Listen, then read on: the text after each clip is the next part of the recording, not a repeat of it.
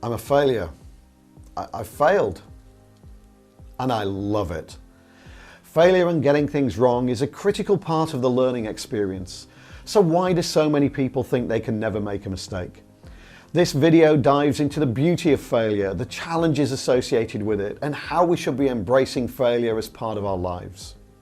If you like this video, then don't forget to hit like and subscribe to keep updated on the new content that we release. My name's Andy Waterhouse. I'm the Pre-Sales Coach. Let's get started.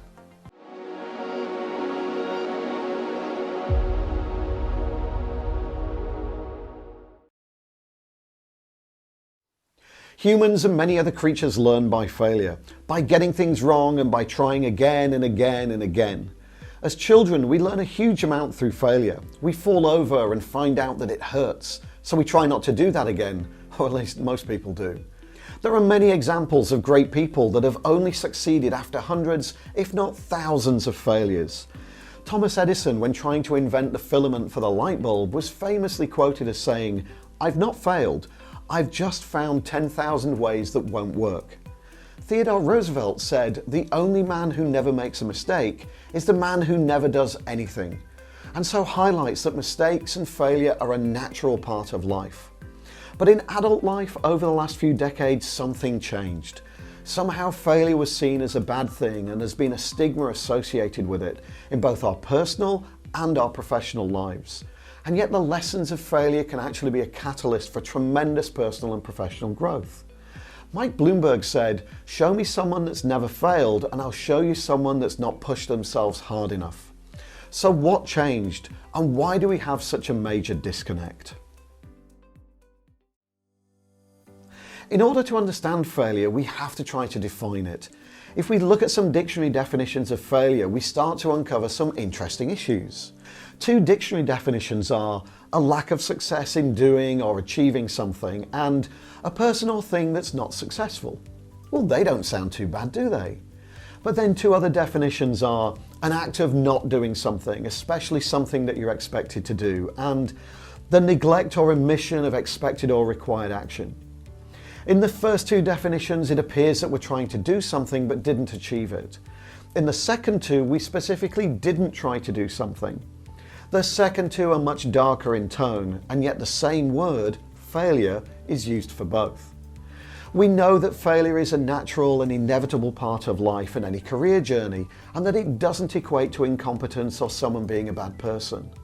But how do we determine if failure is due to incompetence or someone being a bad person? Is it as simple as saying that it's okay to fail as long as we have the right intentions? Well, it's not quite that easy. And the reason for that is there are always consequences and implications when it comes to failure. And so in order to define if failure is good or bad, then we need to look at the outcomes of the failures.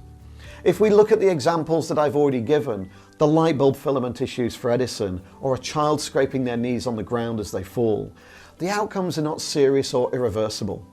Edison may have used a lot of time and materials, but he got there in the end. A child's knee may hurt for a while, but it will heal. However, there are situations where failure has dire implications. In the Apollo 13 mission, where an oxygen tank explosion caused a life-threatening problem for 3 astronauts on a moon mission, Gene Kranz, the flight director, made a clear statement to his team of mission controllers. Failure is not an option. The outcome of the failure to resolve the issues with the mission would have been the death of the astronauts. They did an amazing job and the lives of the astronauts were saved, but let's look at his statement. For this issue, failure was not an option, but it means that at other times failure was an option. And in fact, NASA had many failures and built processes around them to ensure they learned the lessons of those failures and they're still being applied today. What Gene Kranz fully understood was the risk associated with the outcome of the failure. And so what we need to take away from this is that failure can be both good and bad, and we need to assess the outcomes and risks associated with it. Failure is a great teacher. Many sports people will tell stories of trying a particular move or shot until they get it right, and then they keep repeating it, building muscle memory. But how many times will they have failed the move or shot before they got it right? Failure teaches us to persevere to achieve our goals, to be resilient and adaptable in our approach to solving a challenge. Quit too soon and you fail to learn. So by continuing to try, you get a double win. You learn resilience and you achieve your goal. This can then be applied in many areas of your personal and professional lives, and the effect can also spread across your family, friends and co-workers as they see your success. If we look at some of the greatest innovators and the greatest inventions, you'll see failure everywhere. However, they've used their resilience to keep driving and keep trying until they got it right. That spirit of creativity and innovation is the mark of an amazing person, and yet it exists in every single one of us somewhere deep inside us. So how do we use it and how do we embrace failure?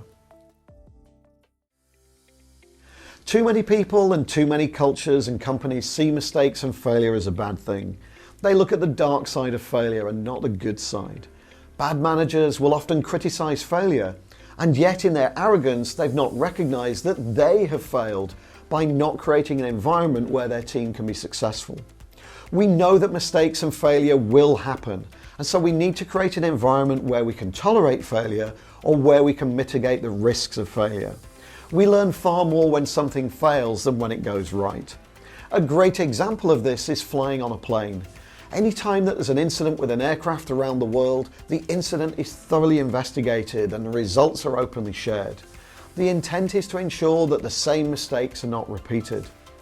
Often the result is to ensure that there are multiple sets of resilient components on the aircraft so that if one fails, then another takes over.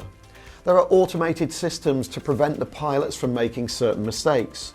These failures have been costly, but the lessons of lives that have been lost have been learned, so many more lives are saved. In all of the research and work that's been done around failure, there are two areas that we should consider. Both have been learned by the aerospace industry.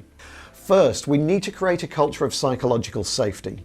We need to create a workspace culture where failure is viewed as a learning opportunity rather than a liability. Managers and leaders need to create an environment where a single failure cannot have a major negative impact. If we return to the aerospace industry, they took this approach to the next level by using flight simulators to train pilots by generating failures and testing their reactions. They created a safe environment where pilots learn directly from failure. Managers and leaders can help build this safe culture by openly sharing the mistakes and failures that they have made. Again, everyone makes mistakes, including managers. However, if someone's continually making the same mistake in an environment where they're not driving innovation, then maybe some corrective action is required. Second, we need to assess the risks of the actions that we're taking and ensure that they're correctly calculated. Part of the learning is understanding and testing those risks in a controlled manner. This would normally be an iterative process, with the results being shared amongst the team and more openly in the organisation if possible. Failure is an exercise in risk management and taking calculated risks. Failure is an option for most of us, and we need to learn to embrace it. We must ensure that we use failure effectively and create a suitable learning environment. It's a catalyst for personal growth. It builds resilience, but it must always be assessed from a risk and outcomes perspective. If you like this video, then hit like and subscribe to keep updated on the new content that we release. And why not subscribe to our newsletter for updates on what's happening, plus hints and tips about pre-sales. Links are in the video description. And feel free to share your thoughts in the comments below as well. Until the next time, I'm Andy Waterhouse. I'm the pre-sales coach. Thanks for watching.